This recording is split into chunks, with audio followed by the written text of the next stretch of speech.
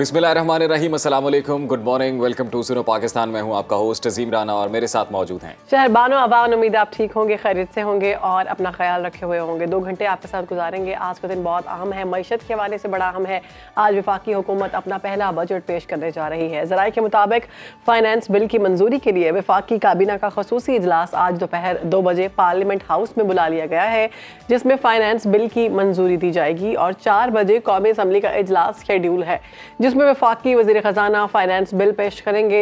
ज़राए के मुताबिक हुकूमत ने अपनी आमदन को बढ़ाने के लिए बजट में इनकम टैक्स और सेल्स टैक्स समेत मुतादिद टैक्स लगाए जाने का इम्कान जाहिर किया है। सेल्स टैक्स बढ़ाने से चीनी, घी, चाय, नूडल्स, जिम और दीगर अशियाए खुरोनोश और मेकअप पर मेरे दिल पर लगी है बात, दीगर मुताबिक अशिया भी महंगी की जा रही हैं। इसलिए स्टेट बैंक ने बजट के बाद महंगाई में इजाफे का खदशा जाहिर कर दिया। जी बिल्कुल, इक्तिसादी सर्वे के मुताबिक हुकूमत रवा माली साल में अहम मुआशी अहदाफ हासिल करने में नाकाम रही है। रवा माली साल औसत महंगाई का हदफ 21% रखा गया था, जो पूरा नहीं हो सका। महंगाई हदफ से 3.5% ज्यादा रही है। सनती तरक्की का हदफ 3.4% के मुकाबले जो सिर्फ 1.2% ही हासिल हो सका।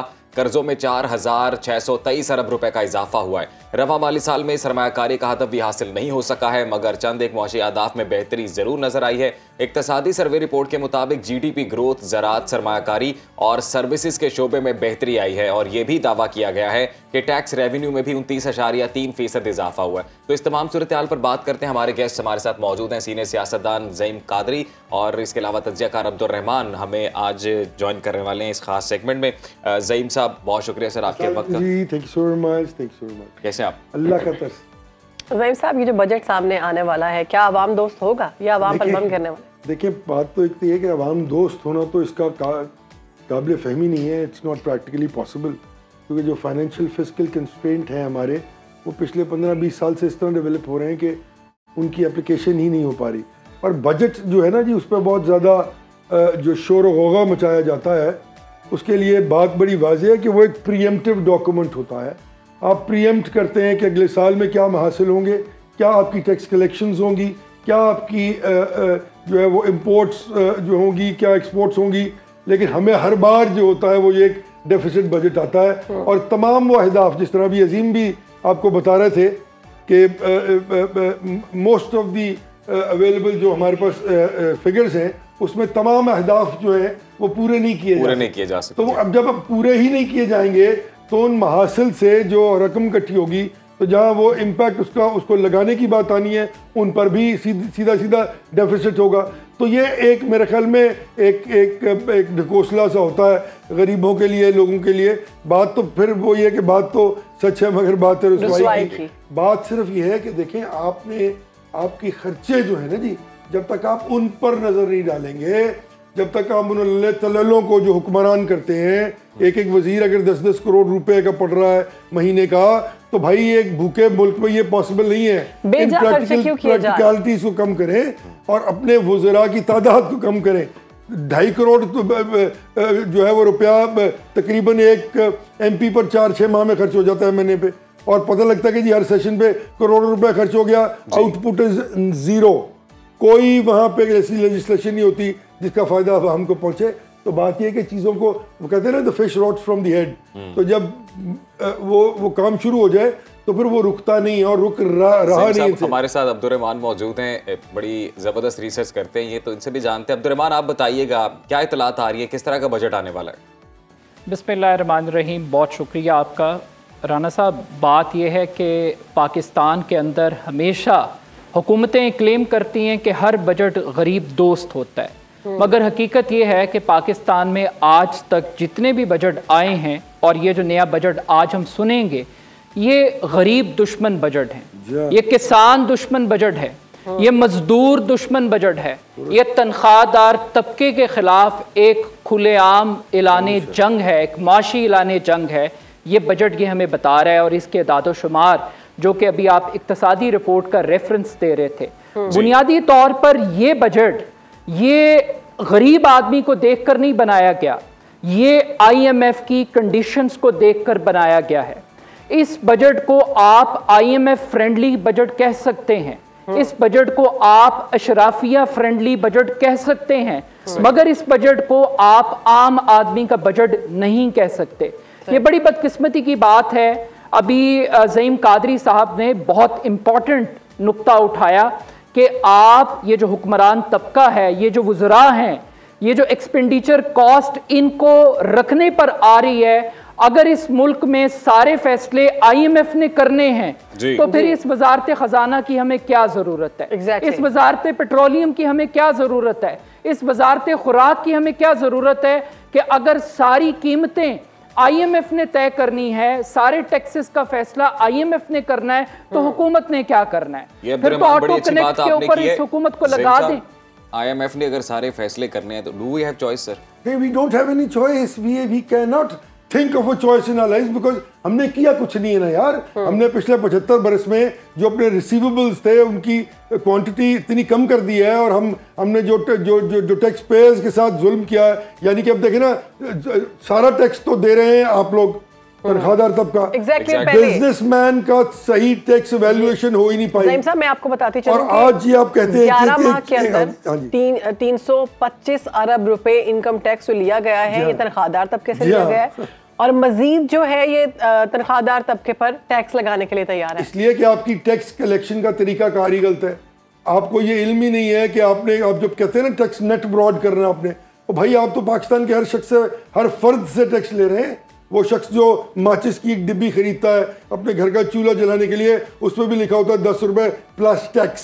So if everybody is directly और इनडायरेक्टली, अब देखिए ना, दो इकसाम है टैक्स की, डायरेक्ट टैक्सेशन और इनडायरेक्ट टैक्सेशन। आपने दोनों एम्प्लॉय की हुई है पाकिस्तान में, यानी कि हर वो शख्स, और फिर आपको फिर क्यों कोई टैक्स दे? और नंबर 2 सबसे इंपॉर्टेंट बात, टैक्स क्यों दिया जाता है? कि वो टैक्स गवर्नमेंट अवाम की बेहतरी के लिए खर्च करे, और वो रिक्वायरमेंट्स, यानी कि वो पानी, वो सड़कें, वो लॉ एंड ऑर्डर, वो सिचुएशंस जो हुकूमत ने प्रोवाइड करनी होती हैं, वो उससे करे। क्या इस मुल्क में लॉ एंड ऑर्डर की सिचुएशन ठीक है? क्या इस मुल्क में बिजली मिल रही है लोगों को? क्या इस मुल्क में पानी सही मिल रहा है? क्या इस मुल्क की सड़कें जो है वो इस काबिल हैं कि उन पर चला जा सके? क्या बेसिक कम्युनिटीज ऑफ लाइफ जो देना फंडामेंटल राइट के तहत हर हुकूमत का फर्ज है, वो दिए जाते हैं? तो कहाँ जाता है टैक्स? अब्दुर्रहमान, ब्यूरोक्रेट्स और सियासतदानों की जेबों में सब कुछ ऐसे ही है। ज़ईम साहब ने भी जिस तरफ इशारा किया, और आपने भी इससे पहले बात की कि अशराफिया का बजट है, आम आदमी का बजट नहीं है ये। अब एक ऐसी हुकूमत जो इत्तेहादियों के सहारे खड़ी है, अगर इस टाइप का बजट भी आता है तो क्या लगता है पॉलिटिकल इम्प्लीकेशंस होंगी फिर? देखिए, बात यह है कि जब आप अवाम के मैंडेट से आते हैं तो फिर आप अवाम की फिक्र करते हैं, लेकिन जब आपको लाया जाता है, आपको प्रोजेक्ट के तौर पे लॉन्च किया जाता है, आप पैराशूट से आकर उतरते हैं। इस मुल्क में हमने शौकत अजीज की मईशत देखी, इस मुल्क में हमने हफीज शेख की मईशत देखी, और आज हम मोहम्मद औरंगजेब साहब की मईशत देख रहे हैं। इस मुल्क में हमने डार इकोनॉमिक्स भी भुगती हैं, इस मुल्क में हमने तब्दीली सरकार भी भुगती है। इस मुल्क में कभी आज तक जेन्युइन पाकिस्तान में पॉलिटिकल लीडरशिप इमर्ज नहीं कर सकी जिसका ताल्लुक अवाम के साथ हो। ज़ईम कादरी साहब आपके साथ बैठे हैं, इनसे पूछ लीजिए आज अगर ये इलेक्शन लड़ना चाहें तो इनको कितना सरमाया दरकार है? रोज बात करते हैं। जी, लेकिन मैं एक और नुक्ता उठाना चाहता हूँ। अशराफिया की हम बात कर रहे हैं, बुनियादी तौर पे पाकिस्तान में 2 मईशतें हैं, एक हुक्मरानों की मईशत है और एक आम आदमी की मईशत है। आप पिछले 35 साल का ये 2 पार्टी सिस्टम इस मुल्क में चला है, 1990 से लेके आप 2024 तक आ जाएं, इमरान खान साहब को भी आप शामिल कर लें इस पूरी इकोनॉमी के खेल के अंदर। आपने कभी सुना कि इन हुक्मरानों की स्टील मिल डिफॉल्ट कर गई है? आपने कभी सुना कि इनकी एयरलाइन डूब गई है? ये एयरलाइनें हम देख रहे हैं कि वो दिन ब दिन अब्दुर्रहमान आगे चलते जाते हैं, और हम देख रहे हैं कि कामयाबियां उनके सर और पांव सबको चूम रही होती है। आवाम जो है वो रोटी को तरस रही होती है। ये बताइएगा कि बजट जो है ना, ये कहा जाता है कि आदादो शुमार का गोरख धंधा है। आम आवाम या आम आदमी से जब पूछा जाए कि बजट आया है, कहाँ कहाँ टैक्स लगा है, कुछ समझ आई है? समझ नहीं आती। इसकी क्या वजह है? इतना झोल क्यों होता है इसके अंदर? देखिए, ये जो जीडीपी और ये टैक्स रेशो और ये टैक्स सिस्टम, ये बड़ी बड़ी इस्लाहात जो हम इस्तेमाल करते हैं, आम आदमी का बजट बड़ा मुख्तलिफ है। ये पिछला 1 साल जब हम IMF की शराइत भुगत रहे थे और वजीर आज़म जो खादमे पाकिस्तान बने हुए हैं वो हमें कह रहे थे कि हमारे पास जहर खाने के पैसे नहीं है। आज उर्दू का जो सबसे बड़ा अखबार है जंग अखबार, उसके फ्रंट पेज पर मेहताब हैदर साहब की एक रिपोर्ट छपी है, ये पढ़ लें। 3,900 अरब रुपए की छूट दी गई है पिछले 1 साल के दौरान अशराफिया को, यानी कि 27% टैक्सेस के अंदर उनको रियायत मिली है। किस तबके को? जो ऑलरेडी रूलिंग एलीट है। ये मुल्क 22 घरानों से निकल के 2200 घरानों की जेब के अंदर चला गया है। ठीक है, जिस मुल्क में आपका हर रोज अब्दुर्रहमान ज़हीम साहब क्या कहेंगे ये जो रिपोर्ट के बारे में बात कर रहे हैं? देखिए अब्दुर्रहमान साहब ने बिल्कुल माशाल्लाह 3,900 अरब रुपए की रियायत दी गई है। ये तो वो है जो आपको डॉक्यूमेंट हो गई ना। जी जी, ये तो वो डॉक्यूमेंट हो गई जो वो चोरी करते हैं टैक्स की, और जिस तरह वो टैक्सेस को एवेट करते हैं इस मुल्क में, और उनको फैसिलिटेट किया जाता है कि वो उनकी जो उनके प्रॉफिट्स हैं वो अरबों की बजाय अगर करोड़ों में आ जाएं तो वो अल्लाह माफ़ करे लगता है कि वो फौत हो जाएंगे सुबह, और उनको नुकसान होना शुरू हो जाता है। अर्ज यह है कि ये 2200 खानदानों की बात की ना इन्होंने, 100% दुरुस्त की। ये तभी तो मैं इसको डेमोक्रेसी नहीं ओलिगार्की कहता हूँ ना, कि ये 5-3 लोगों के पिलर्स हैं, फाइनेंशियल पिलर्स बन गए हैं इस मुल्क में, जो इस मुल्क की हर सतह पर चीज़ों को कंट्रोल करते हैं। और जब वो आते हैं इक़्तिदार में, अपनी मर्जी की फाइनेंशियल फिजिकल पॉलिसीज बनाते हैं जो उनको सूट करें। वो यहाँ पे ये भी होता रहा है ना कि 5 शिप स्क्रैप क्या है पता लगा उसमें VCR थे, और रात को SR वो इशू हुआ और सुबह वो SRO वापस हो गया। तो ये इस मुल्क की रजीम रही है ना। तो गरीब के लिए बजट तो भाईजान, गरीब के लिए तो बजट ये है 2 रोटियां और 1 सालन और 2 वक्त की रोटी, तीसरे वक्त की रोटी की भी बात नहीं करता वो। क्या इस बजट में कोई ऐसी चीज है जिससे ये चीज मेक श्योर की जा सके कि इस मुल्क में हर शख्स को 2 वक्त की रोटी मिलेगी? और ज़हीम साहब ये भी खबरें, ये भी खबर आ रही है कि दूसरी तरफ PHDP की मद में हर MPA को 1 अरब रुपए के तरक्याती फंड्स दिए जाने देखे ना ये देखे ना ये क्या है, ये मजाक है इस मुल्क के साथ यार।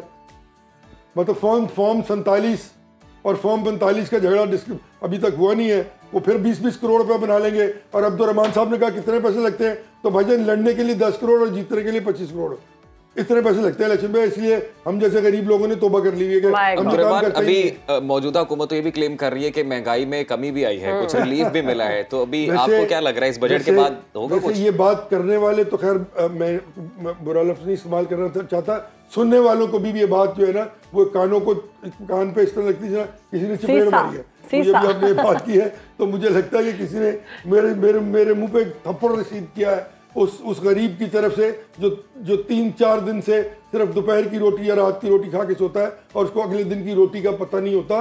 ये बजट्स वगैरह सब फ्रॉड है जी। मैं आपको क्योंकि मेरा सब्जेक्ट है इकोनॉमिक्स, ये सब प्रीएम्प्टिव डॉक्यूमेंट्स होते हैं। फिर आप कहते हैं जी डेफिसिट बजट हो गया, टैक्स टू GDP रेशो ये हो गई, आपकी ट्रेड डेफिसिट इतना हो गया, और फिर मातम करते हुए आप फिर IMF की जाके दरवाजे पे बैठ के भीख मांगने लग जाते हैं, और खुद वो पैसे जो इकट्ठे होते हैं वो आप खर्च चुके होते हैं पहले ही। ज़हीम साहब आपको पॉइंट आ गया। अब्दुर्रहमान साहब ये हम देखते हैं कि हमारे पास जैसे अज़ीम कादरी साहब हैं, आप हैं, और भी माहिर मईशत आते हैं, उनसे हम पूछते हैं बजट कैसा होना चाहिए, अवाम दोस्त बजट में हम क्या क्या चीज़ें ला सकते हैं।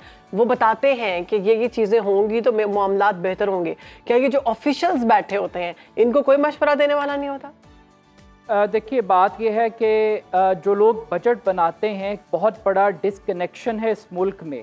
जो पॉलिसी मेकर हैं उनका आवाम के साथ कोई ताल्लुक नहीं है। ज़हीम कादरी साहब ने सियासतदानों की बात की, साथ में उन्होंने ब्यूरोक्रेट्स की बात की। आज आप GOR चले जाएं, ज़रा जाकर वो लाइफस्टाइल देख लें जो इस कौम के ब्यूरोक्रेट्स ने अपनाया हुआ है कि एक ब्यूरोक्रेट कितनी गाड़ियां रखता है, कौन कौन सी मरात लेता है, कितने मुलाजिम। एक ब्यूरोक्रेट जो कि वॉइसरे बना हुआ होता है, अगर वो DC या कमिश्नर की शक्ल में हो तो आपको पता लग जाएगा इस मुल्क की इकॉनमी का। लेकिन यहाँ एक और बात समझने वाली है कि बजट पाकिस्तान जैसे मुल्कों में अब मैटर क्यों नहीं करता। इसलिए मैटर नहीं करता कि इस मुल्क में हर रोज एक नया बजट आता है। जब आप बिजली महंगी करते हैं, जब आप गैस महंगी करते हैं, जब आप पेट्रोल महंगा करते हैं, तो हर रोज इस मुल्क में गरीब आदमी महंगाई के हाथों मरता है, सिसकता है, लुटता है। मगर हैरान कुन बात यह है कि कल वजीर खजाना ने इंकशाफ किया कि पाकिस्तान में कोई मुकद्दस नहीं है अब और सबको टैक्स देना पड़ेगा। जी। खैरात के ऊपर तालीमी इदारे और स्कूल चल सकते हैं मगर मुल्क नहीं चल सकता।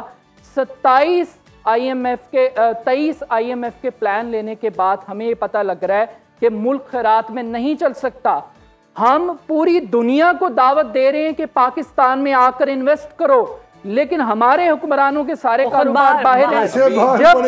जब आपको इस मुल्क के ऊपर यकीन नहीं है तो आम आदमी कैसे करेगा? अब्दुर्रहमान एक सेकंड, अभी देखें ये सारी बातें हुई, ये वो बातें हैं जो रोजाना की बुनियाद पर हर शख्स कर रहा है और ये बातें ठीक भी हैं, ये बातें दुरुस्त भी हैं, लेकिन एक सिल्वर लाइनिंग कोई नजर आती है आपको? कोई उम्मीद नजर आती है? अभी वज़ीर आज़म ने दौरा भी किया चाइना का, बकौल उनके कामयाब दौरा है, अब हम चाइनीज मॉडल को अडॉप्ट करेंगे। देखिए, पॉजिटिविटी की अगर हमने बात करनी है तो सबसे पहले तो हमें सच तस्लीम करना पड़ेगा। सच क्या है, मैं एक मिसाल देता हूँ छोटी सी।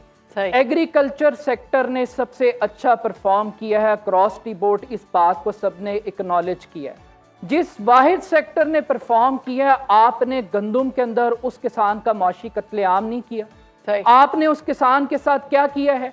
आप सिंसेरिटी की बात कर रहे हैं। ये जो IPPs अंधेरे मिटाने के नाम पे इस मुल्क में वारदात डाली गई, कैपेसिटी पेमेंट के नाम पे, जो आज अजदहा बन गया है कि वो पावर प्लांट बिजली बनाएं या ना बनाएं, हमने उन्हें कैपेसिटी पेमेंट के नाम पे डॉलर्स में पेमेंट करनी है। अगर ये किसी मुअज़्ज़म मुल्क में हो तो वहां हुक्मरानों को फांसियां लग जाएं। ये प्रॉब्लम है इस मुल्क के। अब्दुर्रहमान, आपका पॉइंट आ गया। With this attitude there is no silver lining, I am sorry. जिस तरह आपने एग्रीकल्चर सेक्टर की बात की अब्दुर्रहमान साहब ने, देखे आप एग्रो बेस्ड इकोनॉमी है, आपको तमाम तर अपने वसाइल जो है वो उस तरफ लेके जाने, और जो दुनिया की असेसमेंट है इस वक्त कि next 10 years down the road वो मुल्क जहाँ एग्रीकल्चर फ्लरिश कर रहा होगा और एग्रीकल्चरली वायबल इकोनॉमीज होंगी, एग्रो बेस्ड इकोनॉमी होंगी, वो ही सस्टेन कर पाएंगी। आप लार्ज स्केल मैन्युफैक्चरिंग की तरफ भागते हैं वहाँ, क्योंकि आपको इल्म है कि आपके दोस्त बैठे हुए हैं जिनकी बड़ी बड़ी फैक्ट्रियाँ हैं, जिनको बहुत बहुत बड़े प्रॉफिट्स होते हैं और वो प्रॉफिट्स बाहर चले जाते हैं। पाकिस्तान आज 48 रुपए हर गरीब आदमी गवर्नमेंट लेवीज के मद में दे रहा है पेट्रोल में। सिर्फ अगर आप में टैक्स कलेक्शन की सही ताकत हो तो आप इनडायरेक्ट टैक्सेशन ना लेना। तो अगर 48 रुपए एक बेचारा मोटरसाइकिल वाला जिसने पूरे दिन में 1 लीटर पेट्रोल इस्तेमाल कर रहा है वो भी दे रहा है, और एक S500 वाला जिसकी गाड़ी की कीमत 12 करोड़ रुपया है वो भी 48 रुपए ही दे रहा है, तो भाई फिर मुझे बताना ये किस तरह की इकोनॉमी है, ये कौन सी इकोनॉमिक्स बता रहे हैं? एक मेरा सवाल ले, खबरें ये भी आ रही हैं कि आइंदा माली साल के लिए टैक्स जमा करने का जो हदफ है वो बढ़ाकर 9,200 अरब रुपए रखा जाने लगा है। तो ये कैसे पूरा होगा? नहीं होगा, बिल्कुल ये रियलिस्टिक होना चाहिए। ओवर एम्बिशियस आप टारगेट सेट कर लेते हैं और फिर बाद में आप अपना समूह लेके आ जाते हैं, और हर 4 महीने बाद आप एक नया टैक्स जो है वो इम्प्लीकेट कर देते हैं सिस्टम में, ताकि आप अपने अहदाफ पूरे कर लें। फिर भी वो अहदाफ जो है आप देख लें, आज तक पाकिस्तान की तारीख में कभी ये जितने ब्यूरोक्रेट्स बैठे हुए हैं मुझे बता देंगे किस दिन एक भी हदफ जो है वो पूरा हुआ है टैक्स कलेक्शन का। वक्त कम है, जाते जाते मैं कहता हूँ कुछ और मामलात पे भी और जो डेवलपमेंट्स है वो भी हम डिस्कस करते हैं, और वो ये सर अब तो मुझे लग रहा है कि हालात वाकई बेहतर होने वाले हैं, क्योंकि बानी PTI की जानिब से अब खबरें आने शुरू हो गई कि वो हुकूमत के साथ मुज़ाकरात के लिए तैयार है, और जो महमूद खान अचकज़ई की ज़ेर क़यादत एक डेलीगेशन है जो बातचीत करेगा। देखिए बिल्कुल दुरुस्त बात है, ये भी अच्छा एक क्योंकि ये ऑब्वियसली मैक्रो इकोनॉमिक इंडिकेटर्स में पॉलिटिकल स्टेबिलिटी जो है that plays a very vital role. वो सबसे बड़ा मैक्रो इकोनॉमिक इंडिकेटर हुआ करता है किसी मुल्क का, और अगर पॉलिटिकल स्टेबिलिटी के लिए ये काम किया जा रहा है तो बिल्कुल मैं तो इसको बिल्कुल सपोर्ट करता हूँ, और अल्लाह करे कि ये चीज़ें जो है ये मंतकी अंजाम तक पहुँचे, और एक कॉन्सेप्ट, एक मैसेज जो है वो कन्वे हो इंटरनेशनल मार्केट में कि हम एक वायबल मुल्क हैं और हम मिलकर नेशनल इश्यूज पर नेशनल कंसेंसस करना चाहते हैं। ज़हीम साहब, जाते जाते अब्दुर्रहमान हमें बता दें कि मईशत को बेहतर करने के लिए रीस्ट्रक्चर करने की ज़रूरत है और किस तरह से किया जा सकता है? ये बड़ा एक इम्पॉर्टेंट सवाल है। तमाम पाकिस्तानी, हर पैदा होने वाला पाकिस्तानी बच्चा, ये कल इक्तिसादी सर्वे हमें बताया गया है 2,80,000 रुपए का मकरूज है। अभी राना साहब ने बात बताई है 12,900 अरब रुपया टैक्स हदफ रखा गया है। मैं सिर्फ 3 एग्जाम्पलें आपके सामने रखना चाहता हूँ। 2700 अरब रुपए की टैक्स लिटिगेशन है, कार्टेल्स पाकिस्तान में टैक्स देने के लिए तैयार नहीं है। 2019 में ट्रैक एंड ट्रेस सिस्टम 25 अरब रुपया लगाकर आपने कायम किया, आज की हुकूमत आके बताती है कि इससे बड़ा फ्रॉड ही कोई नहीं है। ना आप चीनी माफिया को पकड़ सकते हैं, ना खाद माफिया को पकड़ सकते हैं। आप इन कार्टल्स के ऊपर हाथ नहीं डाल सकते हैं। रिटेलर्स, पाकिस्तान के अंदर ताजर 2 स्कीम इंट्रोड्यूस करवाई गई। 31 लाख ताजर्स को आपने टैक्स नेट के अंदर लेकर आना था। हालत यह है कि 2 महीने गुजर गए हैं, स्कीम पिट गई है, सिवाय 21,000 बंदों के किसी ने रजिस्ट्रेशन नहीं करवाई। तो अगर आपने इकोनॉमी को ठीक करना है, बजट बनाना पड़ेगा। 2.5 करोड़ उन बच्चों के लिए जो स्कूल नहीं जाते। अगर आपको बजट बनाना पड़ेगा उन 40% गरीब तरीन अफराद के लिए जिनकी तादाद 9 करोड़ से जायद है, जो गुर्बत की लकीर से नीचे हैं। 44% खुराक की कमी के शिकार बच्चों के लिए आपको बजट बनाना पड़ेगा। बेरोजगार नौजवानों को देख के आपको बजट बनाना पड़ेगा। और सबसे बढ़कर अपनी मट्टी पर चलने का सलीका सीखो। संगे मरमर पर चलोगे तो फिसल जाओगे। जितनी चादर है उतने पांव फैलाएं। और एक पॉइंट वाहिद ऐसा है जो पूरी टेबल को टर्न कर सकता है, और वो पाकिस्तान का किसान है। आज आप कॉस्ट ऑफ प्रोडक्शन कम करते हैं। I agree with you, Abdurrahman साहब। ठीक है, आज आप कॉस्ट ऑफ प्रोडक्शन कम कर दें, किसान को सपोर्ट करें, इस मुल्क की इकोनॉमी उठ जाएगी। आप पूरी दुनिया की फूड बास्केट बन सकते हैं। बिजली के बिल कम कर दें, खाद सस्ती कर दें। ठीक है, अब आप लेकर आ जाए ना। बहुत शुक्रिया आपका अज़ीम साहब, बहुत शुक्रिया आपके वक्त का। नाज़रीन, प्रोग्राम में आगे बढ़ते हैं, बात करते हैं ईद उल अज़हा की तैयारियों से मुतल्लिक। 17 जून को ईद उल अज़हा है इंशाल्लाह, और तकरीबन 5 दिन बाकी हैं। मुल्क भर में जगह जगह मवेशी मंडियाँ सज चुकी हैं। मंडी में बकरे, गाय, बैल, ऊंट समेत कुर्बानी के लिए हर साइज और रंग के जानवर मौजूद हैं। सुन्नत इब्राहिमी के लिए शहरियों ने मंडियों का रुख कर लिया है। तो मुख्तलिफ शहरों का हम भी रुख करते हैं और जानते हैं अपने नुमाइंदगान से कि वहाँ पर कैसी तैयारियाँ हैं और किस तरह के मनाजिर वहाँ पर देखने को मिल रहे हैं। बिल्कुल, हमारे नुमाइंदगान ने हमें ज्वाइन किया। लाहौर से मोहम्मद लुकमान हमारे साथ है, कराची से नाजिश अयाज, जबकि इस्लामाबाद से नईम जंजुआ हमें बताएंगे इस्लामाबाद की सूरत हाल। तो सबसे पहले कराची का रुख कर लेते हैं। नाजिश, इस वक्त क्या सूरत हाल है? कराची में बहुत बड़ी बड़ी मंडियां लगाई जाती हैं और वहाँ पर मुकाबले भी होते हैं, मुकाबले हुस्न होता है जानवरों का। तो इस वक्त व्यापारियों के साथ कोई बात हो पा रही है खरीदारों की?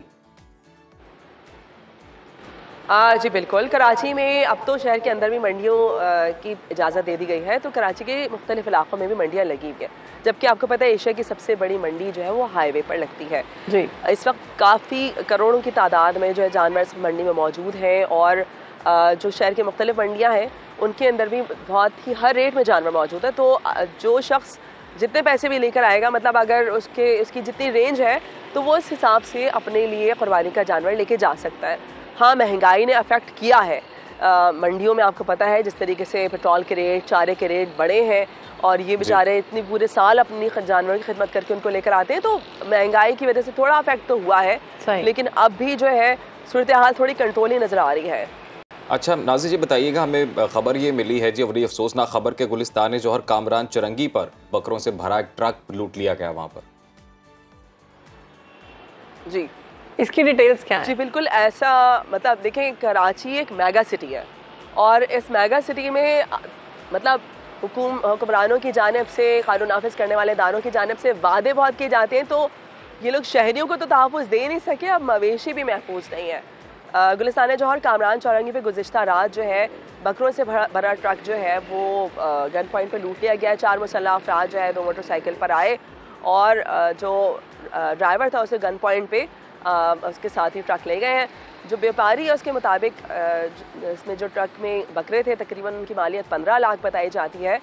ये लोग मतलब इतने, मतलब ऑलरेडी जाहिर सी बात है, इतना बड़ा डिज़ास्टर है कि यार बकरे इंटीरियर से आपने मंगवाए हैं, शहर में उतरने थे और वो जो है वो लुट गए हैं, डकैती हो गई है। ये लोग थाने गए हैं। SHO साहब जो है उनके मुतालिक बताया गया कि जी वो तो दिन के 12 बजे आएंगे, रात को तो SHO साहब मौजूद नहीं है, तो उनके बाद जो है वो मुकदमा दर्ज होगा। तो कराची में अगर आप इसे कह सकते हैं कि बकरीद की तैयारी के साथ साथ मुझे लगता है कि अब हर व्यापारी को शायद एक गन भी रखनी पड़ेगी ताकि वो अपने जानवर की हिफाजत खुद करनी पड़ेगी। नाज़िर हमारे साथ ही रहिए, लाहौर का रुख करते हैं। मोहम्मद लुकमान वहाँ पर मौजूद है। लुकमान, आप किस मवेशी मंडी में मौजूद हैं, कैसे इंतजामात हैं यहाँ पर? और जिस तरह की कराची में लॉ एंड ऑर्डर की एक सिचुएशन है, जानवर चोरी हो रहे हैं, ऐसा कुछ लाहौर में तो नहीं है? जी बिल्कुल लाहौर में इस साल 8 मंडियां लगाई गई हैं और उनमें से एक परमानेंट शाहपुर कांजरा मंडी है जो कि पूरा साल चलती है और उसमें यकीनन आज भी बहुत ज़्यादा रश है। और बाकी जगह जो है लाहौर में जगह जगह पे छोटी छोटी मंडियाँ या छोटे छोटे स्टॉल लग चुके हैं बकरों के, जहाँ पे बकरे बिक रहे हैं। और इस दफ़ा जो सूरत हाल ऐसी है कि बकरा चूँकि महंगा है और गाय महंगे, ग्राहक कम है, विंडो शॉपिंग ज़्यादा है और यही वजह है कि इसका जो बकरा खरीदना कोई इतना आसान नहीं है। कम से कम बकरे की कीमत जो है वो 70,000 रुपये है और स्काई इज़ द लिमिट। उसके बाद जो भी रेट है वो बड़ा बकरा होता जाएगा, उसकी लाखों में कीमत हो जाएगी। इस बैल जो है, बैल की कीमत 3-4 लाख से कम नहीं है। तो कम से कम वजन का जो 4-5 मन का जो बैल अच्छा रुकमान, हमें ये बताएं कि अभी खरीदारों का रश हुआ है मंडियों में या फिर अभी तक खरीदार इक्का दुक्का ही है? जी बिल्कुल, अभी जो चूँकि लाहौर में इस वक्त आज भी एक हीट वेव की वार्निंग है 12 और 13 तारीख की। आज भी हीट वेव बहुत ज़्यादा होगी, 13 को भी होगी, लेकिन लोग अभी आ रहे हैं। लेकिन जो ज़्यादातर लोग होंगे शाम को होते हैं आजकल लाहौर की मंडियों में, क्योंकि जितना यहाँ पे मैदानी इलाकों में गर्मी चल रही है उसकी वजह से इवन जानवर बीमार हो रहे हैं। इसका जानवरों को भी हीट स्ट्रोक, जैसे लू लगने के जो अमराज है जानवरों में, इंसानों में तो है ही, जानवरों में भी यही वजह है कि जो ज़्यादातर जो व्यापारी भी हैं वो भी कोशिश करते हैं कि ठीक है, व्यापारी भी परेशान है क्योंकि गर्मी की शिद्दत में बहुत इजाफा हो चुका है और जानवरों को उस तरह से इंतजामात नहीं दिए जा रहे। इस्लामाबाद का रुख करते हैं, हमारे साथ मौजूद है नईम जंजुआ। नईम, बताइएगा इस्लामाबाद में मंडियों की क्या सूरत हाल है? कोई रेट्स मुनासिब हुए हैं या अभी तक आसमान को ही छू रहे हैं?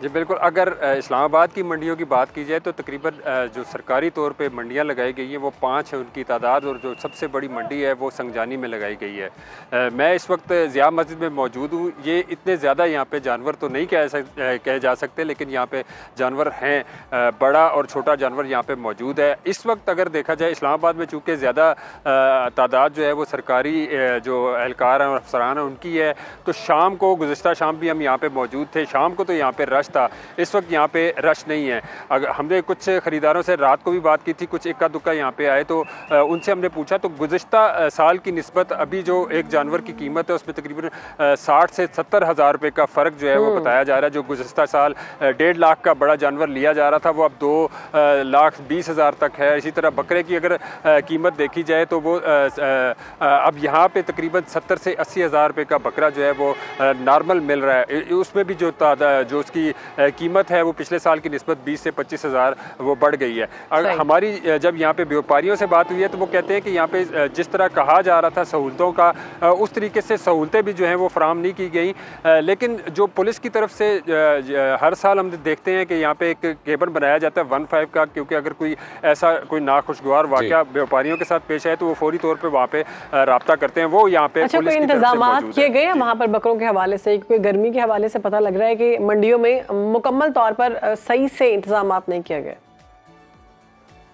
जी बिल्कुल, हमारी जो छोटे जानवर के जो व्यापारी हैं उनसे भी बात हुई है, जो बड़े के हैं वो कहते हैं कि जो जिस तरीके से यहाँ पे टैक्स लिया जा रहा है 3,000 बड़े जानवर का और 2,000 छोटे जानवर का, उस तरीके से सहूलियात जो हैं वो फराम नहीं की गई। अपने ये टेंट लेके आ रहे हैं और पानी जो है वो कहते हैं कि आधा घंटा इंतजार करना पड़ता है। इस्लामाबाद में कोई मुनासिब इंतजाम नहीं। आप ये बताइएगा कराची में इंतजाम को लेकर क्या सिचुएशन है और बाइंग पावर का भी बताइएगा, शहरी खरीद पा रहे हैं?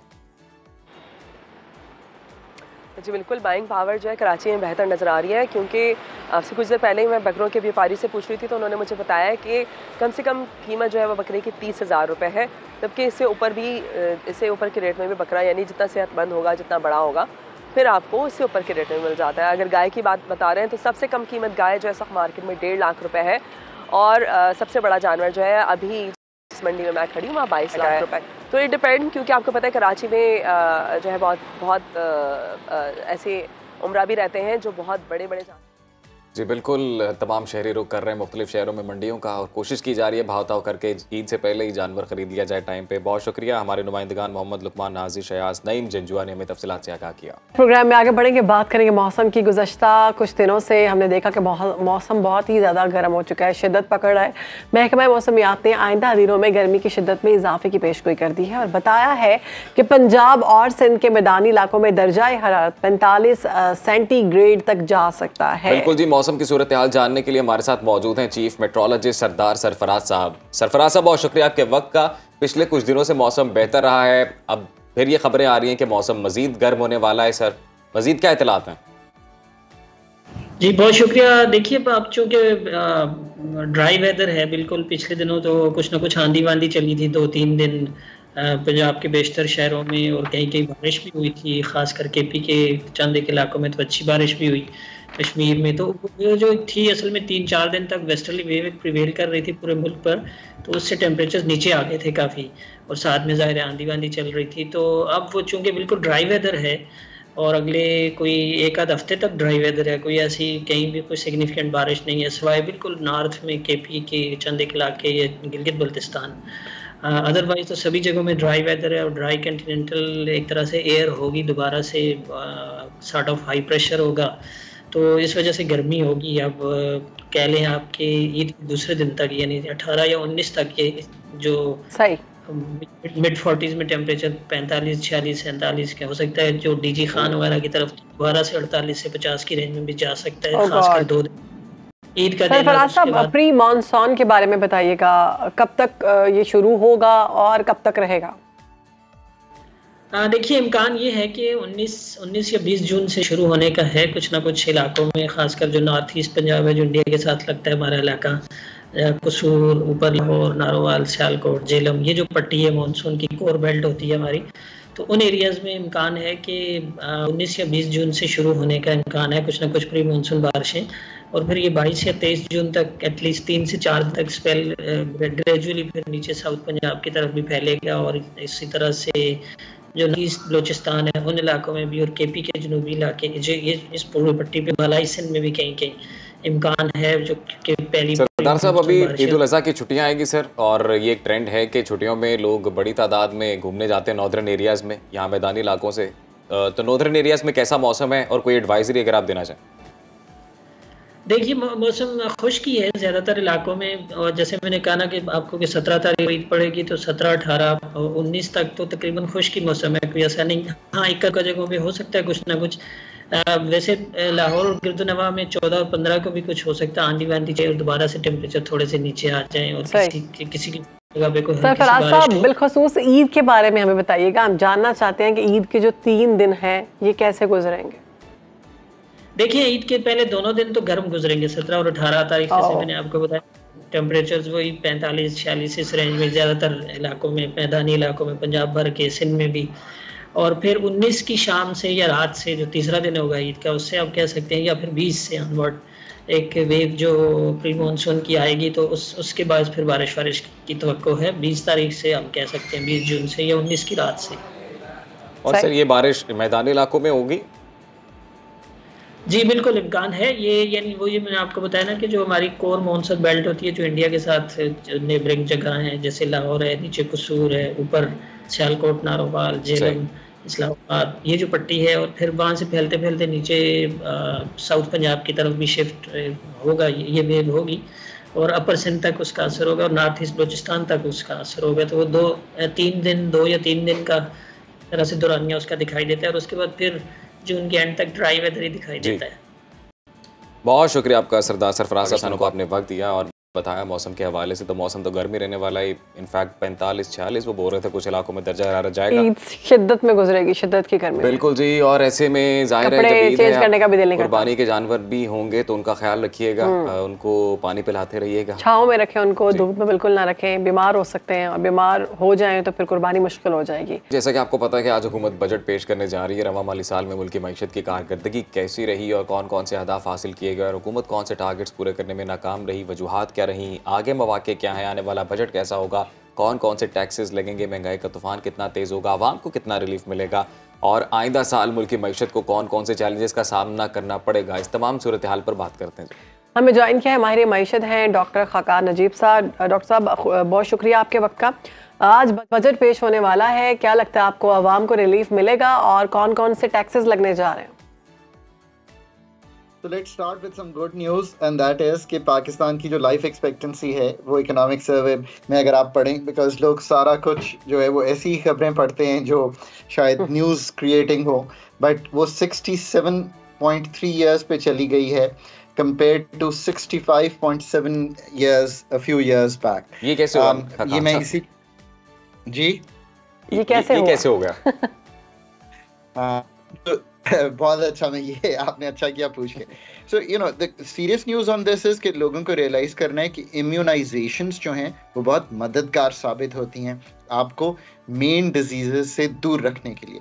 मतलब पोलियो से ही स्टार्ट कर लें, और अब तो बहुत ज़्यादा इम्यूनाइजेशंस आ गई हैं। चूँकि मैं बाहर काम करता हूँ तो you know I have lived abroad, तो यू नो मेरे बेटे को बहुत इम्यूनाइजेशंस लगी हैं बाहर भी। सो एक दूसरा हमने डायबिटीज़ को कुछ संभाला है। मे बी लोगों के लिए चीज़ें खरीद गया तो वो you know they are not gaining weight and they are being more active, that's good. तीसरी चीज़ जिसने रोल प्ले किया है वो ये है कि हेपेटाइटिस की बीमारी भी कम हुई है पाकिस्तान में। माय की मैसेजेस कि अपनी इम्यूनाइजेशंस करें, अपनी लाइफ एक्सपेक्टेंसी को बढ़ाने के लिए एक्सरसाइज करें, टेंशन कम लें और ज़्यादा से ज़्यादा अच्छी और सादी डाइट खाएं। माय फादर इज़ 93, वो दिन का आगाज़ करते हैं फ्रूट से और वो दिन का इख्तिताम करते हैं फ्रूट से, और बीच में दाल सब्जी बड़ी वाफिर मिकदार में खाते हैं और दिन में 10, 12, 15 ग्लास मेरा ख्याल है पानी के पी जाते हैं। अल्लाह उनको आज भी मेरे सर पे तो उनका साया ही है, पर अभी भी बात समझना चाहूँ तो उनसे समझ लेता हूँ। Is a cardiologist, you know समझ। So I think that's the real news to take home कि हमें अपना आप इसलिए बेहतर करना है कि हम सब मिलकर ही इस सोसाइटी को बनाते हैं। ये आम गुफ्तगू तो ठीक है, एफिशिएंसी हमारी पैदावारी सलाहियत यही बेहतर करेगी सोसाइटी को। That's I think the real message that one has to take away. बाकी ये बात दुरुस्त है, दौर पाकिस्तान का ख़त्म ही नहीं होने को आता। जो एक कभी IMF प्रोग्राम को ढूंढ रहे हैं, कभी यू नो नए टैक्सेस लगाने की बातें हो रही हैं, स्लो है। खान साहब, वफाकी वज़ीर ख़ज़ाना मोहम्मद औरंगज़ेब ने दावा किया है कि महंगाई की शरह जो है वो 48% से कम होकर 11% पर आ गई है और ये जल्द ही जो है ना वो सिंगल डिजिट पर भी आ जाएगी। आपको क्या लगता है, महंगाई में 37% कमी हुई है? महंगाई की शरह का जो एग्जैक्ट एस्टिमेट है वो मैम ये है कि 20% पे मई 2023 का फिगर था, और जो मई 2 फिगर है यानी कि ऑन टॉप ऑफ इट, मैं हमेशा कहता हूँ कि बहुत ही be honest with the nation, is 11.8%, यानी कि 40% कीमतें बढ़ी, उसके ऊपर 12% कीमतें बढ़ी। तो सोचिए कि एक आम आदमी का क्या हाल होगा पाक। ये है सूरत हाल। एवरेज 29% कीमत मालियाती साल में बढ़ी और 24.5% कीमत इस मालियाती साल में। मालियाती साल में फिर 12 से 15% बढ़ेगी। सो इन्फ्लेशन बड़ी स्टिकी है पाकिस्तान में, पर ये डाउनवर्ड शरह पे है। सो ये पाकिस्तान के लिए एक मैक्रो स्टेबिलिटी आ गई है कंट्री में, अल्हम्दुलिल्लाह खतरा नहीं है। फॉरेन एक्सचेंज रिजर्व्स बिल्ड हो गए हैं, मुल्क की जो बैरू है वो संभल गया है, मुल्क बिल्कुल बेहतर हो रहा है। अच्छा खान साहब, खबरें ये भी आ रही हैं कि आइंदा माली साल के लिए जो टैक्स जमा करने का हदफ रखा गया है वो बड़ा अलार्मिंग है, वो 9,200 अरब रुपए रखा जाने का इम्कान है। तो ये हदफ कैसे पूरा कर सकते हैं और आवाम से ही निकालेंगे ये सारा? देखिए ना, तो उन तबकात ने टैक्स देना है जो मेरे भाई बहन अभी भी वो इस स्ट्रीट लाइट को, पाकिस्तान की डिफेंस को, पाकिस्तान की पुलिस को, पाकिस्तान के अच्छे या बुरे अस्पतालों को मुफ्त इस्तेमाल का शेयर डाले बगैर, ना ही 60% मुल्क का इस पर रिटेल में है। ऐसा नहीं हो सकता कि वो टैक्स की मद में अपना वो ना दें। एक्सपोर्टर जो है पाकिस्तान का, पूरे पाकिस्तान का एक्सपोर्ट बिलियन रुपीस का टैक्स देगा, 30 अरब डॉलर की एक्सपोर्ट। ये एक फेयर बेसिस नहीं है मुल्क को चलाने की। फिर एग्जेम्पशंस हैं, चीजें एग्जिस्ट करती हैं। टैक्स का बहुत बड़ा बोझ आने वाला है। कमाल ये है कि हमारी फाइनेंस टीम और जी बिल्कुल अजीब साहब, दुरुस्त फरमाया आपने। और वैसे शहरबानो तो पूरी दुनिया में ये ट्रेंड है, लाइक टैक्सेस के बगैर तो रियासतें नहीं चलती हैं, टैक्स देना पड़ता है, ये एक ऑब्लिगेशन है। लेकिन उस तरह से फिर सहूलियात तो मिलनी चाहिए, उस तरह से सहूलियात मिलनी चाहिए। लेकिन मेरा ख्याल है जहाँ पर अवाम या हम भी अवाम है, जहाँ पर हम लोग गफलत करते हैं वो ये कि हम लोग पूछते नहीं है कि जो हमारे टैक्स का पैसा ये कहाँ जाता है, कहाँ पर लग रहा है, हमें बताया नहीं जाता कि क्या हो रहा है क्या नहीं। और मैं ये एक सर्वे पढ़ी थी, इक़्तिसादी सर्वे, इसमें दावा किया गया है कि रवां माली साल मुआशी शरह नमू 2.4% तक रही। मुझे नहीं लगता कि आपको लगता है कि ऐसा हुआ होगा? सिचुएशन तो ऐसी नहीं लग रही, दिखाई दे रही है जो। ये अब देखना पड़ता है कि स्केल्स क्या हैं, कौन से इंडिकेटर्स ऐसे हैं जो पॉजिटिव ग्रोथ शो करते हैं, फिर उसके अकॉर्डिंग ये नंबर सामने आते हैं। खाकान नजीब साहब, सर अवाम दोस्त बजट की हर बार बात की जाती है, गरीब का ये बजट है, इस तरह की बातें की जाती हैं, लेकिन कहा यह जा रहा है कि जी ये अशराफिया का बजट है। जो मरात हैं वो एक मखसूस तबका है जिन्हें मिलती हैं। सैलरीड पर्सन जो हैं, जितने वो पहले ही टैक्स इतना ज़्यादा दे रहे हैं, उन पर मज़ीद टैक्स लगाया जा रहा है। तो सर ये कैसे मामला बेहतर होते नज़र आएंगे? तो गुफ्तगू इस तरह से है कि जो लोग पाकिस्तान में अपनी इस्तात के मुताबिक टैक्स नहीं दे रहे, उनके पीछे बहुत सख्ती से जाना चाहिए।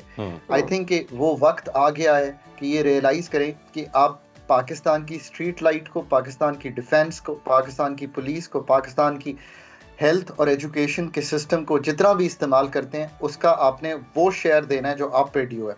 पाकिस्तान का retail, wholesale, agriculture, income tax, Pakistan के सेल्स टैक्स की एग्जेम्पशंस, पाकिस्तान के इनकम टैक्स की एग्जेम्पशंस, ये सब कुछ जो है उस मरात याफ्ता तबके से उठाना जो है वो लाजिम व मलजूम हो गया। सो एक तो ये है कि हुकूमत को मैं पूरी तरह सपोर्ट करता हूँ, कोई भी गवर्नमेंट हो, कि they should go after these people and go after this with you know full intention कि हर कोई अपना बोझ सहे और वो फिर उसी इज्जत से जिए। पाकिस्तान तज्जियाकार ये भी कहते हैं सर, ये भी एक एनालिसिस है कि जो बजट बनाते हैं या जो अशराफिया है वो डिसकनेक्टेड है आवाम से, उन्हें पता नहीं अवामी मसाइल है क्या, तो लिहाजा इसीलिए जब बजट बनाया जाता है तो फिर उन मामलात पर गौर उस तरह से नहीं किया जाता। आप ऐसा कह सकते हैं कि हर एक की नज़र पाकिस्तान की इकॉनमी पे, ना शायद लोग अखबार उतना पढ़ते हैं, ना मुताला करते हैं कि उतनी गहरी हो, बट ये तो सभी समझते हैं ना, आप एक नौकरी के लिए एडवर्टाइजमेंट दें, 1000 लोगों की लाइन लग जाती है, इसका मतलब है अनएम्प्लॉयमेंट बहुत है। ये तो सब समझते हैं ना कि इतने 2.5 crore children out of school है, पैसे देंगे ही तो स्कूल में जाएंगे ना, और कैसे जाएंगे आप मुझे खुद बताइए। ये तो सब समझते हैं ना कि 60% कीमतें पिछले 2 साल में बढ़ी हैं, तो गुर्बत की शरह बढ़ी है, कम तो नहीं हुई किसी सूरत में। बिल्कुल ऐसे है। और मतलब सबसे बड़ी बात यह है कि अगर आप 76 साल हिस्ट्री में 24वीं बार खुद अथॉरिटीज ये कह रही हैं कि IMF के अलावा कोई चारा नहीं है। IMF क्या है? IMF is a doctor of the ICU। So madam ने अपने हालात ठीक नहीं रखे, उनको 76 साल में अगर हम 24वीं दफ़ा ICU लेके जाएं तो आप यही कहेंगे ना कि कोई काम तो हमने सही नहीं किया। टैक्स कलेक्ट करना एक बहुत बड़ा काम। आप लोगों ने एक चीज़ का जिक्र किया, वो बहुत ज़रूरी है, वो ये कि हमने ये खर्चे कहाँ किए हैं, ये भी आपको सोचना है। इन खर्चों की क्वालिटी और क्वांटिटी को बेहतर करना एक बहुत बड़ा जुज़ है पाकिस्तान को संभालने का। हाँ कान साहब, अभी गुजरा की जो मरात हैं वो भी आवाम की जेब से जाती हैं। अभी ये भी पता चला है कि टैक्स में MPAs और MNAs को 1-1 करोड़ रुपए की मरात मजीद दी जा रही है। ये टैक्स भी आवाम की जेब से जाना चाहिए। देखिए, आई थिंक ये एलिमिनेट कर दिया गया था कुछ अर्सा पहले। मैं तो बारहा कहता रहा हूँ कि जो डेवलपमेंट प्रोग्राम है इसको सीधा कीजिए। ये थोड़ा सा तशवीशनाक बात है कि क्यों ये 75 अरब दोबारा डाल दिया गया और प्रोविंशियल लेवल पे भी ये चीज़ डाल दी गई। सो आई थिंक कि इसको सीरियसली सोचना चाहिए। उनकी सुपरविजन हो सकती है, बट ये PSDP डेवलपमेंट प्रोग्राम तो पूरा ठीक होने वाला है। मैं हमेशा कहता हूँ कि इसमें उन जगहों पे पैसे खर्च करें जो आज आपको एडवांटेज देंगे, अगले 5 साल में देंगे। एक और खबर है सर, इसी से रिलेटेड जो शायद सुर्खियों की जीनत बनती है और मुझे उसकी आज तक नहीं समझ आई, आप शायद बताएं, वो गधों से मुतल्लिक है सर। गधों की तादाद बताई जाती है कि गधों की तादाद में इजाफा हो गया, इसकी क्या वजह है? तो जब मैं मिनिस्ट्री ऑफ फाइनेंस में 2008 में काम करने आया तो ये मुझे भी समझ नहीं आता था कि हर साल इजाफा कैसे हो जाता है। जी। बाकी चीजों में इजाफा होना चाहिए वैसे। नहीं, और सर इसका खबर से क्या ताल्लुक है कि ये इजाफा, मतलब ये रिपोर्ट क्यों किया जाता है? So I think someone's trying to be funny। जब ऐसी देखिए, लाइव स्टॉक जो है उसका हर साल या हर दूसरे साल भी सेंसस नहीं हो सकता। काफ़ी अरसा हो गया कि इसका सेंसस नहीं हुआ, तो हम एक इसकी शरह, एक ग्रोथ जो है उसमें एक अस्यूम कर लेते हैं कि इतनी ग्रोथ हुई है। उससे आपको ये पता चल जाता है कि इतने गधे जो है वो ज़्यादा हो गए हैं मुल्क में। On a lighter note, so live stock की ग्रोथ जो है वो ऐसे ली जाती है। तो सर लाइव स्टॉक सिर्फ गधों से काउंट किया जाता है, बाकी भी तो जानवर हैं इसमें? आई थिंक वो चाहते हैं कि हम लाइटर नोट पे रहें और हंसते रहें, तो उन्होंने इस तरह की खबर लगाई है। हाँ खान साहब, इक्तिसादी सर्वे में ये दावा किया गया है कि रवां साल मुआशी शरह नमो जो है 2.4% रही। क्या आपको लगता है कि रवां साल मुआशी शरह नमो वाकई इतनी रही? सूरत हाल ऐसी लग रही है आपको? 3 क्रॉप्स, कॉटन अच्छी हुई, पाकिस्तान की वीट अल्हम्दुलिल्लाह बम्पर हुई, 31 मिलियन टन से ऊपर गई, और पाकिस्तान की राइस क्रॉप भी अच्छी हुई। फ्लड्स के बाद एक रिवाइवल हुआ एग्रीकल्चर में। कुछ मेरा ख्याल है कोशिश भी की गई है पाकिस्तान में, कुछ चीज़ों को सराहना चाहिए। एस्टैब्लिशमेंट ने एक इंस्टीट्यूट बनाया है, उसको जो भी कहें, लैंड इंफॉर्मेशन मैनेजमेंट सिस्टम्स के नाम से, LIMS SIFC के साथ ही काम करता है। उन्होंने काफ़ी काम किया है, उन्होंने मुझे 1-2 दफ़ा ब्रीफ भी किया है अपने कामों पर। मैं उम्मीद करता हूँ कि कुछ इंटरवेंशंस उनकी तरफ से आई होंगी। एग्रीकल्चर एक लो हैंगिंग फ्रूट है, अगर 3-4 मेजर क्रॉप्स या 5 स्टेपल क्रॉप्स को संभाल लेंगे तो आपको थोड़ी सी आसानी होगी। फूड की कीमतें भी नीचे इसीलिए आई हैं कि वाफिर मिकदार में क्रॉप्स आई हैं। इनकी बेहतर हैंडलिंग का मतलब यह है कि ये वीट के साथ अगर बाइंग गवर्नमेंट छोड़ दे, मतलब निकल जाए इस काम से, तो शायद वीट की क्रॉप हर साल ही अच्छी होना शुरू हो जाएगी। ये सारे काम इस तरफ हमें जाना है। गवर्नमेंट को इन चीज़ों से विड्रॉ करना है, गवर्नमेंट को रेगुलेटर बनाना है अच्छा, गवर्नमेंट को पॉलिसी मेकर बनाना है अच्छा, और जो ऑपरेशन साइड है वो प्राइवेट सेक्टर पे या कम्पिटिटिव बिहेवियर में लानी है। मुल्क को इस तरफ लेके जाना है। मैं हमेशा कहता हूँ कि I am very hopeful on Pakistan. The day we are able to do the right things, frame and design the right policies, and then go ahead and implement them in the coming years, तो हम भी ज़रूर पाकिस्तान को एक competitive market economy जिसमें चीज़ों की कीमतें स्टेबल रहेंगी उस तरफ ले जाएंगे। इंशाल्लाह सर, हमारी तो दुआ यही है, हमारी बेस्ट विशेस भी यही है कि पाकिस्तान भी एक अट्रैक्टिव मार्केट बने, पूरी दुनिया से सरमायाकार यहाँ पर आएँ और यहाँ पर सरमायाकारी करें। बहुत शुक्रिया खाकान नजीब साहब आपके वक्त का। सुनो पाकिस्तान को आपने वक्त दिया, चूँकि बजट पेश किया जाना है और उस हवाले से मुआशी अशारिये कहाँ खड़े हैं, आने वाले दिनों में उसकी क्या सूरत हाल होगी, इस हवाले से अपना तज्जिया पेश कर रहे थे। प्रोग्राम में आगे बढ़ेंगे और अब बात करेंगे सेहत की, जो कि बहुत ज़रूरी है। ईद उल अज़हा में चंद रोज़ ही बाकी हैं, मगर गर्मी की शिद्दत में कमी होने का नाम नहीं हो रहा।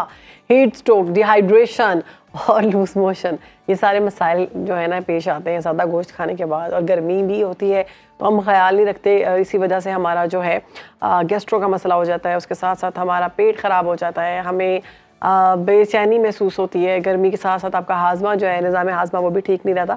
तो इन मसाइल से कैसे बच सकते हैं, तो इनके लिए टोटके बहुत ज़रूरी होते हैं। टोटके कौन बताएगा? बताने के लिए हमारे साथ हमारी गेस्ट मौजूद है। बिल्कुल, हमारी गेस्ट हर्बलिस्ट नैयर आपा हमारे साथ मौजूद है। नैयर आपा, वेलकम टू सुनो पाकिस्तान। कैसी हैं आप? थैंक यू, बहुत शुक्रिया, अल्हम्दुलिल्लाह। नैयर आपा, बता दें जितने टोटके आपके पास हैं, ईद आ रही है, क्योंकि अवाम ने खाने से बाज नहीं आना। हाँ जी, जाहिर सी बात है। उसके बाद जो गैस्ट्रो के मसाइल होंगे, उनसे कैसे निपटना है हमने? हाँ जी, उसके लिए सबसे जो बेहतरीन आपका जो इंग्रेडिएंट है आपके किचन के अंदर, एक पुदीना और एक सौंफ।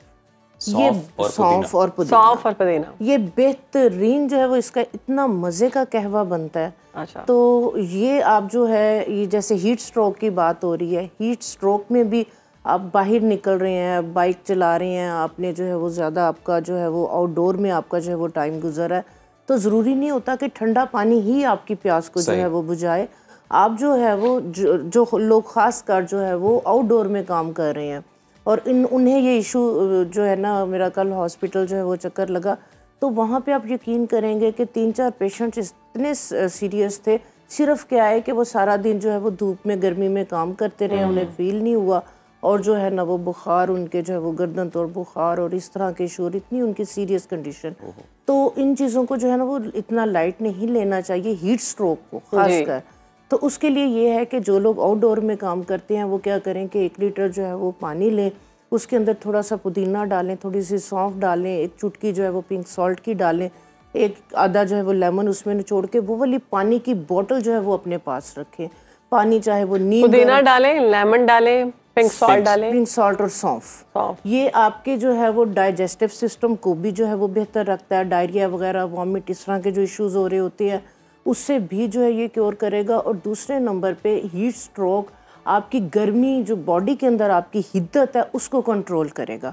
तो ज़रूरी नहीं है कि पानी ठंडा, क्योंकि ये बड़ा हमारे यहाँ पे मसला नहीं जी, जो पानी गर्म हो गया ना ये नहीं पीना। पानी का इंटेक जो है वो आप प्रॉपर रखें, ठीक है। बहुत ज़्यादा ठंडा पानी भी, आप गर्मी से आए हैं फ़ौरन से पहले यख पानी, ठंडा पानी पी लेना, ये भी नुकसानदेह है। ताज़ा पानी पीना चाहिए, ताज़ा पानी, हाँ जी बिल्कुल। इन चीज़ों की एहतियात बहुत ज़्यादा रखें।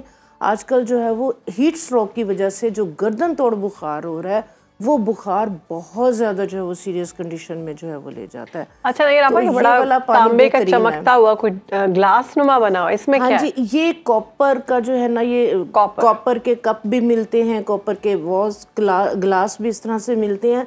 अगर नहीं है तो कॉपर की जो वायर होती है आपकी, जो हम वो इलेक्ट्रिसिटी की हमारी वायर होती है, उसके 3-4 टुकड़े लेके रात को आप 1 गिलास पानी के अंदर थोड़ा सा कॉपर डाल के ये वाला पानी जो है वो रात रखते हैं। अच्छा? सुबह उठ के खाली पेट जो लोग जो है वो कॉपर का पानी जो है वो पीते हैं, ये अल्कालाइन वाटर है। खतरनाक ये नहीं, बिल्कुल भी खतरनाक नहीं है। ये इतना ज़बरदस्त है, एंटीबैक्टीरियल है, आपके इम्यून को जो है वो बूस्ट करता है, डाइजेस्टिव सिस्टम को जो है वो बेहतर करता है, और आपकी जो इलेक्ट्रोलाइट्स है उसको जो है ये बैलेंस करता है। क्योंकि गर्मी के मौसम के अंदर आपकी बॉडी बहुत ज़्यादा एसिडिक हो जाती है, क्योंकि पसीना आ रहा होता है, पसीने के ज़रिए नमकियात आपकी बॉडी से जो है वो मिनरल्स आपकी बॉडी से जा रहे होते हैं।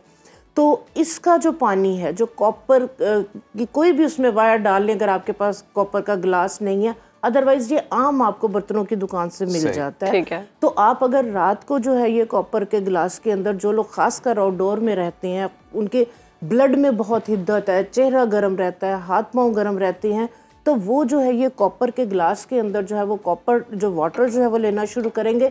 ये इलेक्ट्रोलाइट्स को बैलेंस करने के साथ साथ अल्कालाइन वाटर बन जाता है, बॉडी के एसिड लेवल को जो है वो बैलेंस करता है। अच्छा, नहीं ना भाई, इसमें पानी डाल के कॉपर के किसी भी बर्तन में वो पूरी रात पड़े रहने, पूरी रात पर 6 से 8 घंटे जो है वो मस्ट ये वाला पानी पड़ा हुआ हो। और बाहर रूम टेम्परेचर पे ही या फ्रिज में? नहीं, फ्रिज में आप किचन में रख दें, फ्रिज में रख दें, ठीक है। तो ये वाला भी जो पानी है कि किसी चीज़ की कोई समझ नहीं लग रही, आपने पुदीना वगैरह, ये इतना टाइम नहीं है, आप ये वाला जो है वो ग्लास सुबह खाली पेट अगर आप लेना शुरू कर देंगे, आप देखेंगे कि सारा दिन आपकी बॉडी का जो टेम्परेचर है, आप धूप में भी निकलेंगे, ये जो हमें करंटें लग रही हैं हर चीज को हाथ लगा के, ये भी ये इलेक्ट्रोलाइट्स, यही चीज तो मैं आपको बता रही हूँ कि इलेक्ट्रोलाइट्स, आपका जो बॉडी का पीएच है ना, वो डिस्टर्ब हो रहा होता है, क्योंकि पसीने के जरिए हमारी बॉडी से जो है वो नमकियात, किसी भी चीज को करंट हाथ लगाते हैं, करंट लगती है। जी, तो वो अपनी बॉडी को अल्कालाइन रखें, ठीक है। तो ये अल्कालाइन वाटर आपका है।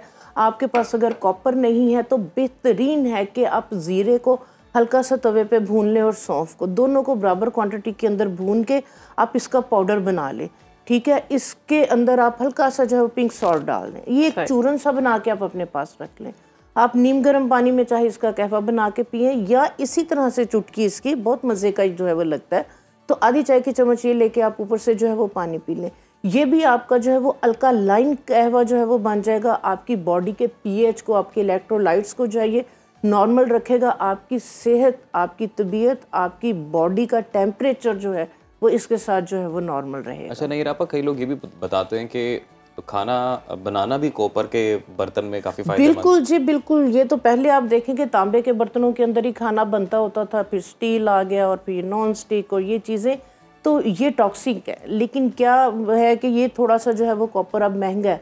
तो पहले आपको, पहले ज़माने में, बल्कि हमारे बचपन की जो बातें हैं, तो कॉपर में खाना बनता होता था और हर महीने गली के अंदर वो पूरे कॉपर के बर्तन होते थे और वो गली में आता होता था कि पांडे कली करा लो। तो ये हमारी नजरों के सामने, क्योंकि ये ब्लैक हो जाता है, ऑक्सीडाइज होता है। और अम्मी जो है ना वो ईद से पहले और शब्बे बारात से पहले करती थी, करवाती थी। तो जब तक इन बर्तनों में खाना पकता था, आप देखे कोई कैंसर और कोई थायराइड के इशू और कोई इस तरह की प्रॉब्लम्स नहीं थी। बस वो क्या है कि हम थोड़ा सा नेचर से जो है ना वो दूर हो गए हुए हैं, हमें हर चीज इंस्टेंटली चाहिए। सिल्वर के बर्तन जब से ज्यादा इस्तेमाल जब से ज्यादा हुआ, हम सिल्वर की तरफ क्यों आए जब ये इतना अच्छा था? ये अच्छा था, ये महंगा है, वो थोड़े से जो है वो सस्ते में है, तो बस कुछ थोड़ा सा जी कि उसके ऊपर मेहनत नहीं करनी पड़ती, मांजना नहीं पड़ता, धोना नहीं पड़ता, जबकि इन बर्तनों को जो है वो धोना पड़ता है। और कॉपर का ऑल्टरनेट अगर हम फायदा लेना चाहें तो मट्टी के बर्तन, मट्टी के हांडियां और मट्टी के ग्लास पे ले सकते हैं। मट्टी के सुन्नत भी है।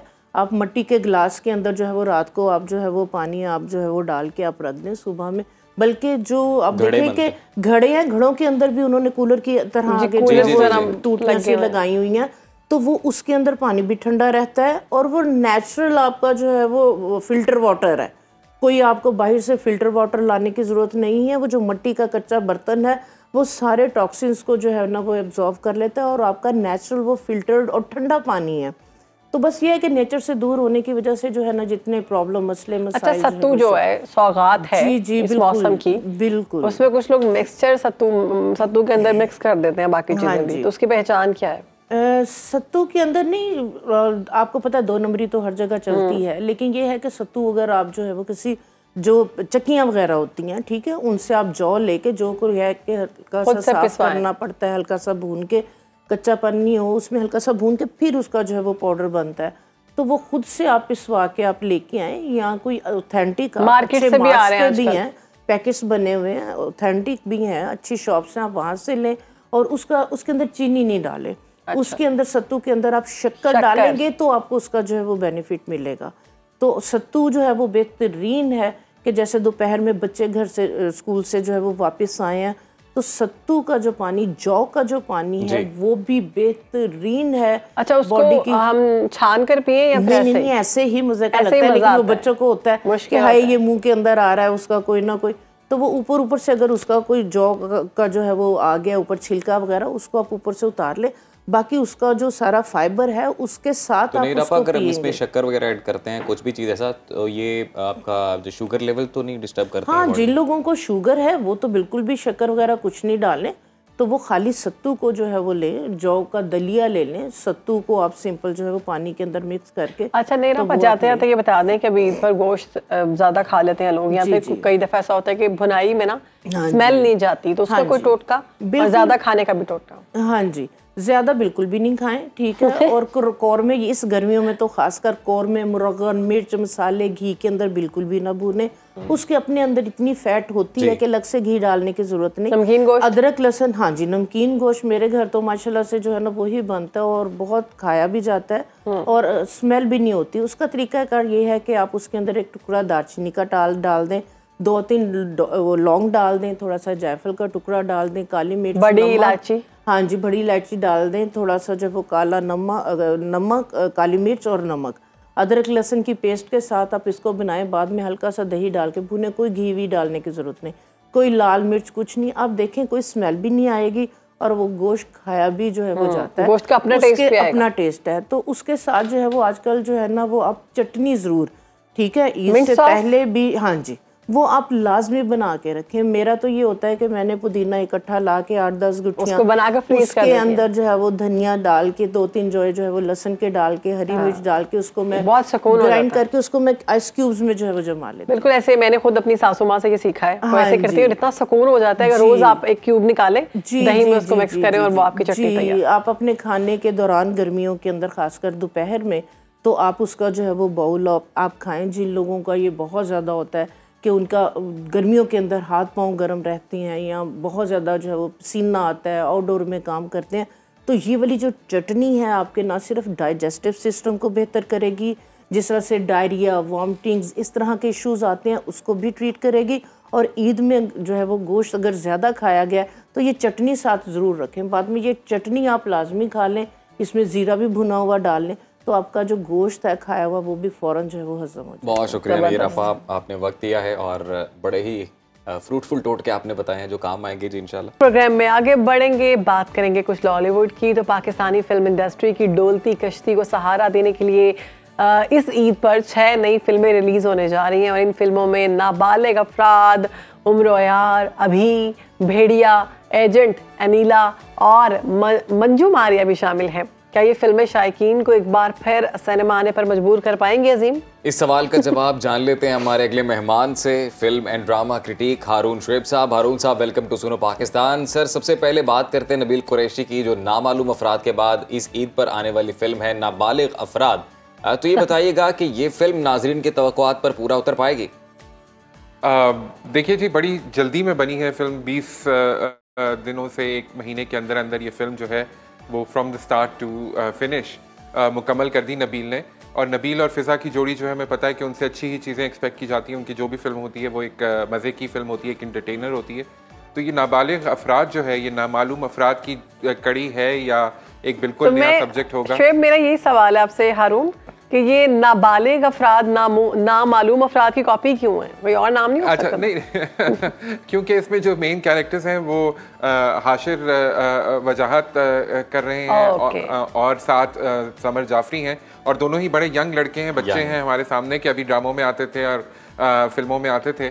और हाशिर आपको याद होगा वो कराची से लाहौर में वो जो जीजू था ना, वो बच्चा छोटा सा आयशा उमर का छोटा भाई जो बना हुआ था, वो अब बड़ा हो गया है तो वो अब फिल्मों में आ रहा है। जॉन भी उनकी एक फिल्म आई थी पिछले कुछ अर्सा पहले। बिल्कुल बिल्कुल। तो वो जो है वो छोटे छोटे बच्चे ही हैं हमारे सामने के, तो वो अभी वाकई नाबालिग ही हैं और वो उनको देख के नाम रखा है। जी, इस फिल्म का नाम भी आप समझते हैं कि फिल्म देखने के लायक होगी, अच्छी होगी?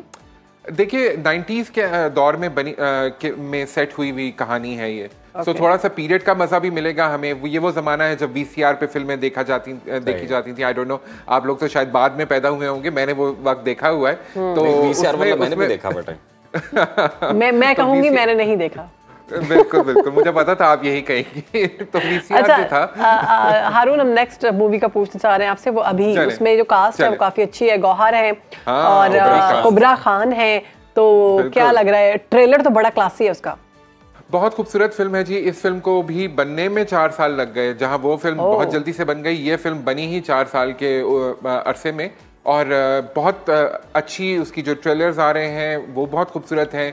कुबरा बहुत अच्छी लग रही हैं। Gauhar is a very good looking man, तो वो जो है वो पहली दफ़ा फिल्म में हीरो के तौर पे आ रहे हैं, तो बड़ा एक्साइटमेंट है उसके हवाले से भी। और म्यूज़िक बहुत अच्छा है।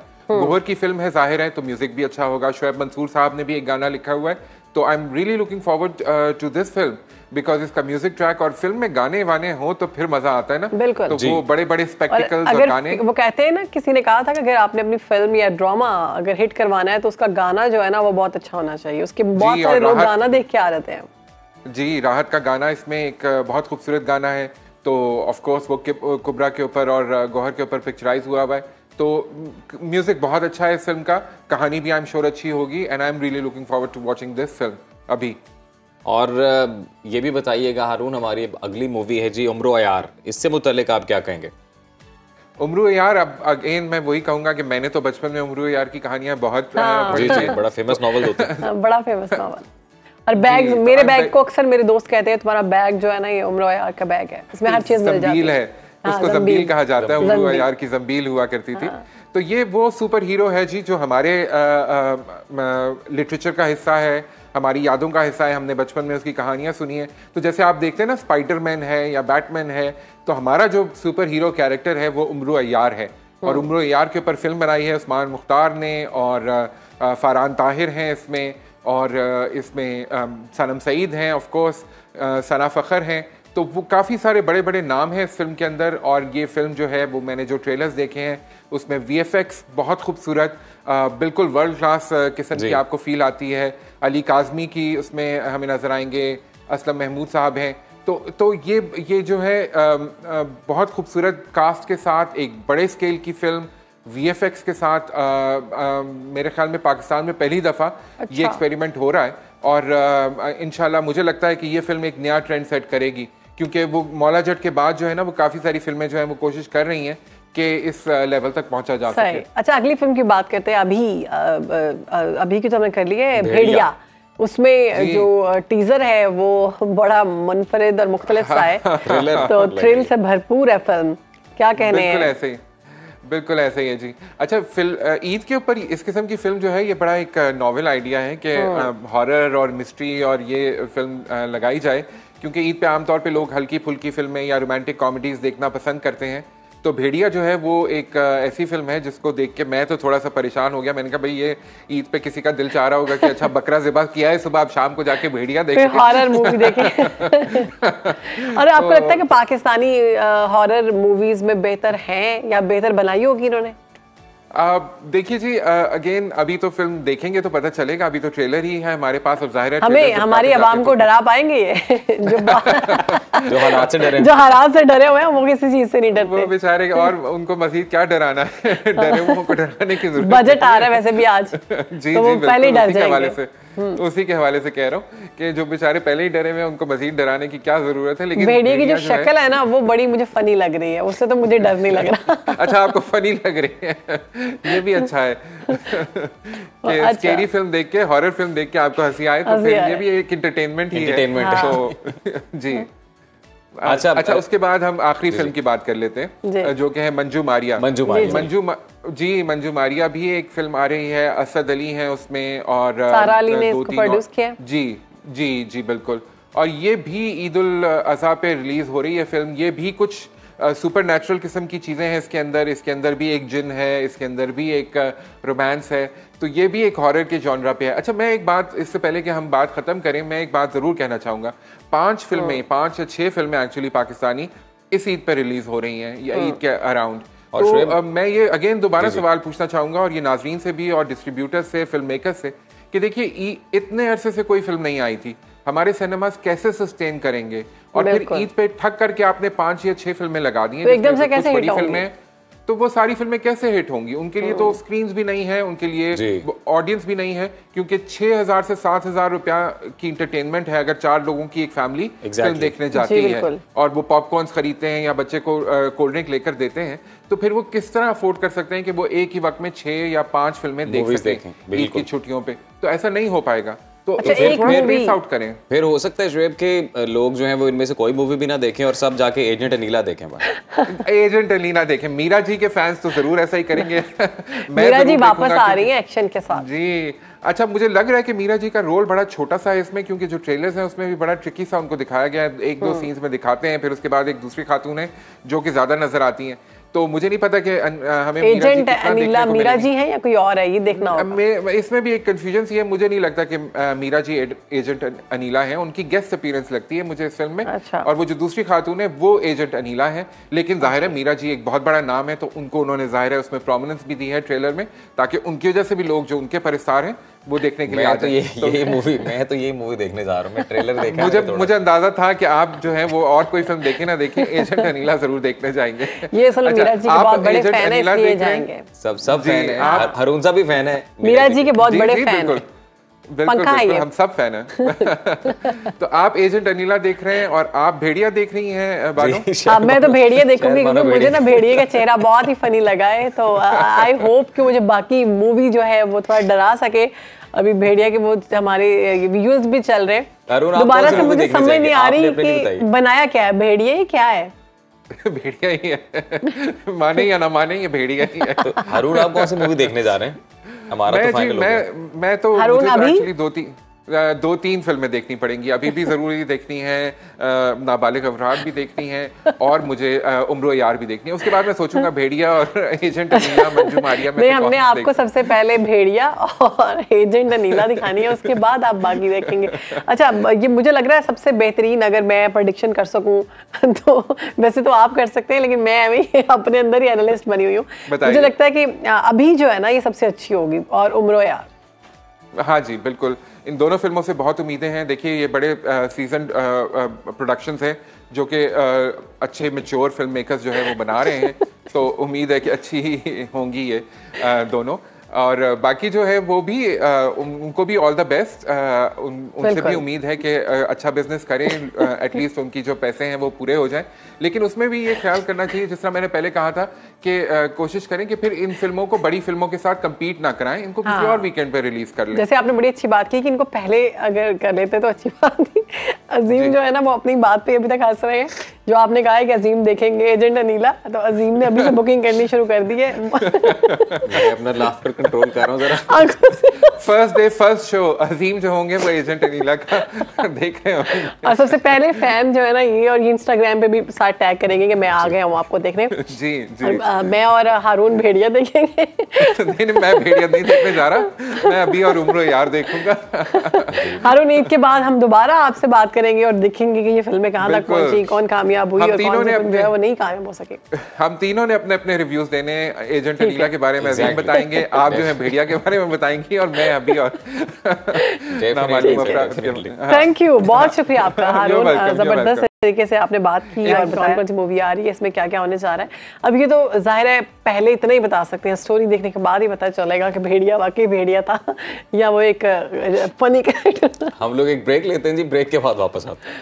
हमारे प्रोग्राम की अजीम जो है ना हंसते हंसते भूल चुके हैं कि हमारा प्रोग्राम का वक्त खत्म हो गया। इंशाल्लाह आपसे मुलाकात होगी कल, और अपना तब तक के लिए ख्याल रखिए। अल्लाह हाफिज। अल्लाह हाफिज।